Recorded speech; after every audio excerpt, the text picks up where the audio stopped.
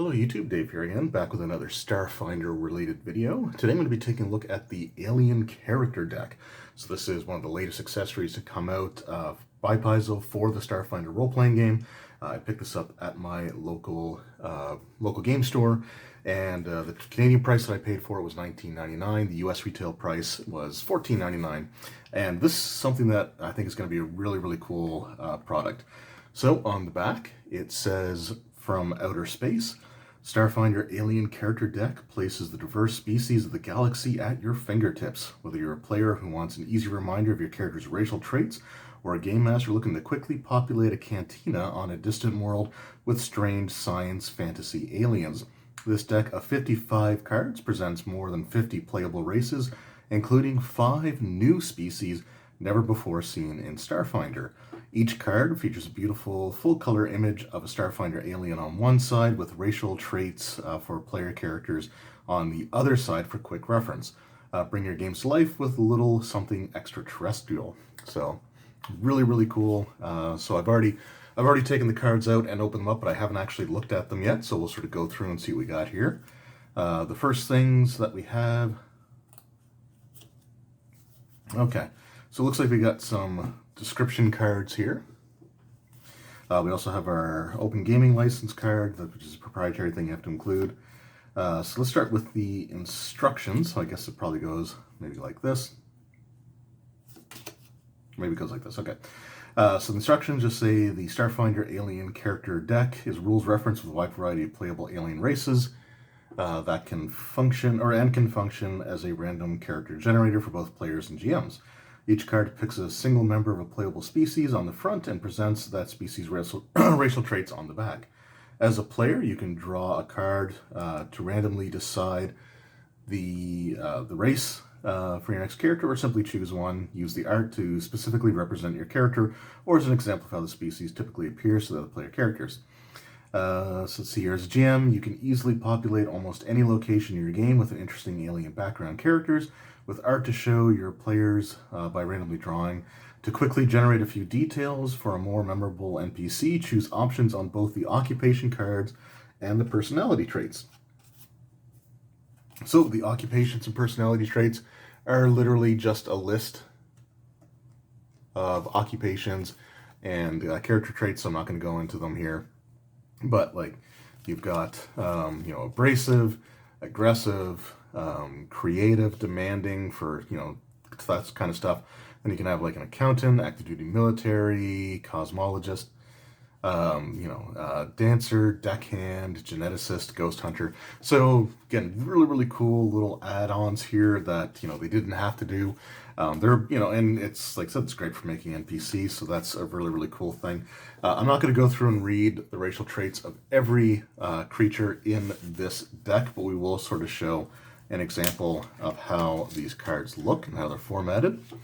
Okay, so here we have the first card. I'm not going to go through, like I said, I'm not going to show them all in terms of what their abilities are, but I just want to give you sort of an idea of what to expect on the cards. So the first one that we have here is the android. And taking a look here, going to our instructions, we know that these two symbols are its size and its speed. So the number of tentacles is the difference between small, medium, and large. So small is 1 tentacle, medium is 2 tentacles, and large is 3. So here we have the android. So the android is actually in the core rulebook, as it does list down here. Now the one thing that I have noticed with these cards, just at a quick glance, these give you the racial abilities, but not the ability score modifiers. So this is something that can be really handy if you're looking to modify an NPC as a game master, or if you choose one of these races and you just want to have the card for what their traits are. That's fine. If you wanted to get the actual stat modifiers, you still have to reference the book that they come from. So this isn't completely and totally standalone as far as that goes, so that may impact your decision to pick this up or not. I don't necessarily mind that. I do have all of the books anyway at this point, but if that's something that you were looking for, that is going to be missing from these cards. However, it does give you all of their actual their characteristics or the special abilities, which can be, again, really useful to have. So for the android, we have constructed, so that gives them like the bonus on things like against disease, mind-affecting effects, poison, sleep, stuff like that. The upgrade slot, as well as their vision types, and the flat effect for certain things. So like their negative to sense motive, but they're positive bonus to against them, like try to sense motive against them, the DC goes up by 2, or if they're trying to sense motive on something else, they take a -2 to it. So it gives you that information there, and it does give you the book that they're in and the page reference, again, if you were looking to get the ability score information. So we're just going to go through, like I said, and just look at each of the cards here, each of the creatures, and we'll sort of just go from there. And there's some very strange creatures here. I'm honestly probably not going to try to pronounce them because that's a lot to try to pronounce for some of these. But again, just some really, really funky looking creatures here. So we got this fella, so the Aztrazdan, and that's why I'm not going to try to pronounce them all. So we got, again, their abilities there. Not their racial traits or modifiers, but their other abilities that they get. And this one was from the Pact Worlds book on page 209. Then we got the Bantrid, this weird looking fellow, which basically looks like just like a giant squid, like trying to suck on like a ball bearing or something. It's really weird, but again, just a cool looking creature. There's their abilities. Like I said, some very bizarre creatures here, and these are all things that you can play as player characters. Each of the Alien Archive books, like this one here in particular, from the Alien Archive, has a whole bunch of the monsters or the aliens that are in there can also be played as player characters, which is really cool. So we have the Uplifted Bear from the Alien Archive 2. So these are kind of like awakened animals.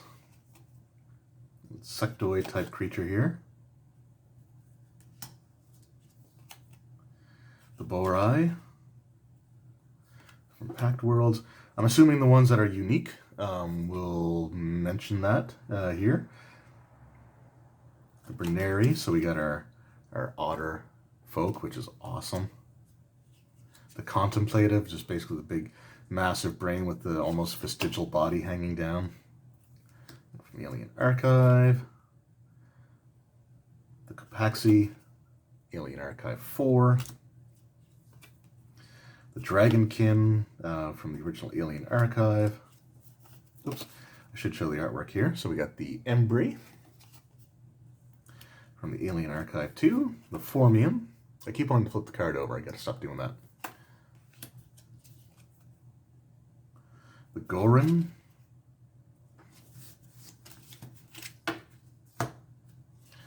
And of course, our favorite Gnoll, or Knoll. I know it's pronounced Knoll. Oh, this one actually gives their adjustments. Oh, okay. So this is one of the ones that's actually not in any of the core, any of the books. So this is one of the ones that's unique to this card set. So the ones that are unique will give you their ability modifier. So we have for the Knolls, they have +2 to Strength, +2 to Con, -2 to Intelligence. It gives their hit points. And then their other abilities is a little bit of a description there as well. So that's actually really cool. So the ones that are unique do give you the ability score modifiers. The rest, they do point you to the actual book, like our Space Goblin. I love the Goblin with like the patched up helmet there. Awesome stuff. And then the Gripply. Can't go wrong with the frog person. Again, a unique creature. So this is one of the second of 5. So it gives her attribute modifiers, +2 to Dex, +2 to Wisdom, -2 to Strength. Only 2 hit points, so these guys are not necessarily meant to be tough. They're also small size, as you can see by the 1 tentacle. And the Han, from the original Alien Archive. Hannikin, Alien Archive 3. And the Hobgoblin. I think this was, yeah, Alien Archive 2. Gave their information. Human, of course, obviously, core rulebook, not much to go with there. It is interesting that they actually include the core rulebook races, which I guess makes sense because they do have their own racial abilities, which is what they're giving us here. I'm not even going to try that one. That is a funky looking guy there. Alien Archive 3. It's been a while since I've looked through the Alien Archives like 2, 3, and 4. The Akeshti, maybe? Cool stuff. Alien Archive 1. And I'm not going to try Zalgan, maybe. Just some, like I said, some odd looking things here. And that's one of the things I really like about the Starfinder RPG is just how out there some of the creature designs are, and just the fact that you can actually play some of these is just awesome. So there we got the Callow, the Alien Archive, the Kasatha from the core rulebook, the Khazar from Pact Worlds. Kind of an interesting looking creature there. Star Fox, the Kitsune. And, oh, okay, another unique one. So we found 3 of the 5. +2 to Dex, +2 to Con, -2 to Strength. This one gets 4 hit points. Gets a bonus on Acrobatics and Athletics. And it can change shape to assume the appearance of a specific medium humanoid. Always takes specific form when using this ability. And it gets +10 racial bonus disguise checks. So it seems like if you assume one, it's always the same appearance from that particular medium humanoid creature that you choose. So that's kind of neat. They get some magic abilities, low light vision. Yeah, cool stuff. Then we got the Kobolds. Gotta love space Kobolds. And there's the 4th one of 5. +2 to Dex, +2 to Charisma, -2 to Con, 2 hit points, +1 racial bonus to Armor class. They're crafty. They gain +2 bonus on Engineering, Perception, Physical Sciences. They have Dark Vision and Dragon Scaled. So it gives them some resistance to whatever energy type it mimics from, like, dragon types. The Lashunta, core rulebook. Mariquai, Alien Archive, the Walrus Person, Moral Maw, Alien Archive 3, the Noir, so these are basically like Minotaur types. I think this is from the Alien Archive. Yeah, the first one. They're a pretty cool race. They're basically Minotaurs. The Asharu, Alien Archive 2, the Pathra. I think this is from Alien Archive 2 or 3.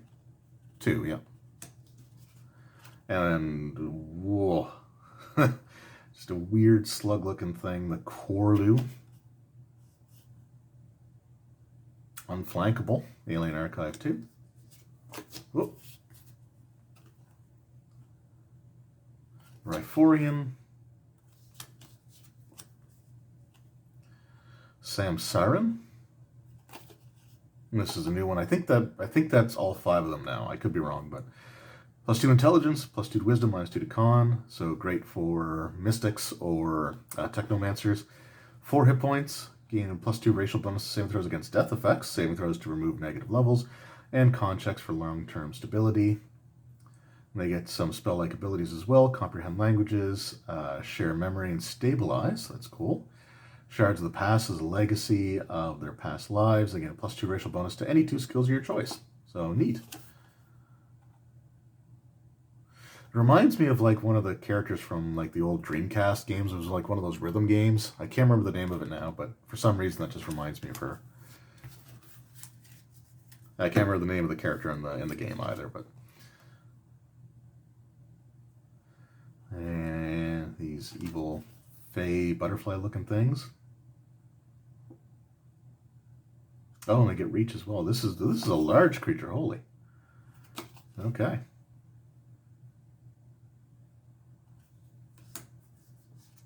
The Shrian in the core rulebook.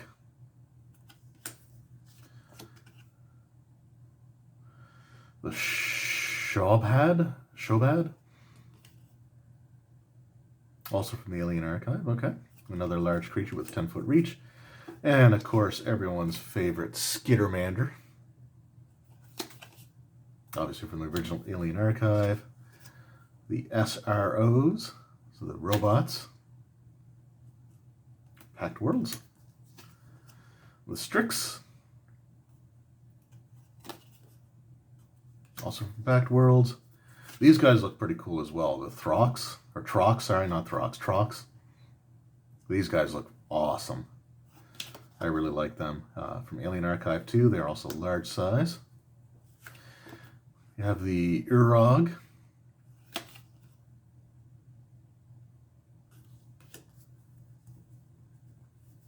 Getting down to it here. The Verthoni. I know I said I wasn't going to try to pronounce all these, but I'm still doing it. I always say that, and I always still try and make a fool of myself, but there we got them. The Vesk from the core rulebook as well. But again, cool looking design there. I want to say the artwork included for these is, some of them are also different or new. I mean, Starter Wolf, or the Vlaka. These guys are not shape changers. And the Rakrichi. I honestly don't remember. These are Alien Archive 1. I honestly do not remember them, but they look cool. And then the Soki or the Yoski or Yoski. I've heard it pronounced a few different ways. I think the Y is supposed to be silent though, so I think they're just pronounced Soki, with their cheek pouches and everything, and being from the core rulebook. So those were all of the cards included. Overall, this is a pretty decent accessory. I understand why they didn't include the attribute modifiers for each of the races that come from other books, just because some of them do have quite a bit of description here in terms of their racial abilities. So they just didn't have the room to put that on there, and they are in existing books that that have been out for a while. So you should have pretty much, if you're collecting Starfinder, you should have them pretty much all of those books anyway. It would have been kind of nice to have had them included as well. But, again, it's one of those things where, they could have gone to a second card, I guess, if they really wanted to. But the idea was just to have one card per creature. And honestly, it's a little bit frustrating, I guess you could say, that they're not included. But again, there's just some of them just wouldn't have room for it, and this is a cheaper product, and it's a $15 accessory, and you still get all the racial abilities that are granted, which is still something that's really useful to have, because like the modifiers, you only ever need to look up, when you initially create the creature. But these other abilities, like the change shape and their spell-like abilities and other things, they're like empathy or evergreen, like just some of the different features that they get here may come up from time to time. So if you don't write out the description of the ability on your character sheet, which some of the character sheets just don't have room to do that, this is still a super useful resource for that.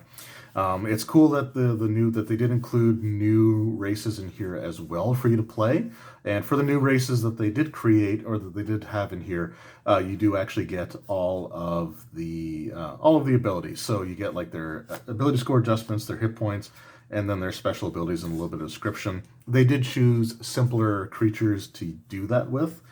Which again makes sense because you do have sort of a limited space to work with. So overall, I think that this is a really solid thing to pick up, and it's also great from a game master perspective if you have some generic NPCs that maybe you want to switch up a little bit instead of them being like standard humans or other of like the typical races you may think of.